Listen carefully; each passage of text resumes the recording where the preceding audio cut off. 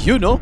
Yo, what's up mga paps? Kumusta ka lahat? Welcome back to my channel. Ian Blue here. So today, meron na naman tayong adventure na gagawin. So meron tayong pupunta na beach. Pero bago yan, kain muna tayo. Kasi gutom na kami ni Mrs. May balit ng hali na kasi to eh. You know, approved daw.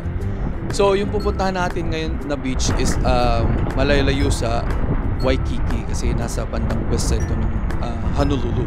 So mga 1 hour and 30 minutes, tatlong bus yung sinakyan namin papunta dito. Ito, nakita na namin yung isa sa mga beach access niya kasi hindi siya madaling hanapin na beach na to.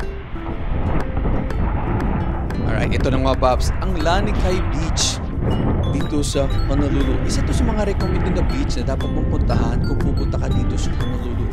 Lanikai Beach. Yan, bubungad sa iyo yung magandang tubig, clear water, white sand, blue water yan.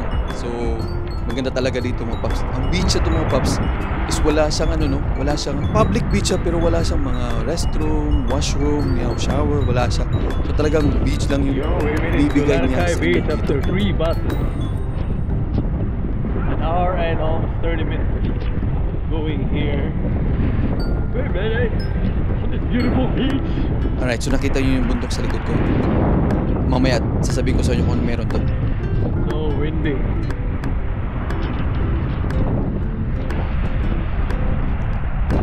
Yan, ito naman paps. Ito yung mahaba kasi to eh. Mga siguro ilang miles na haba ng shoreline or white sand.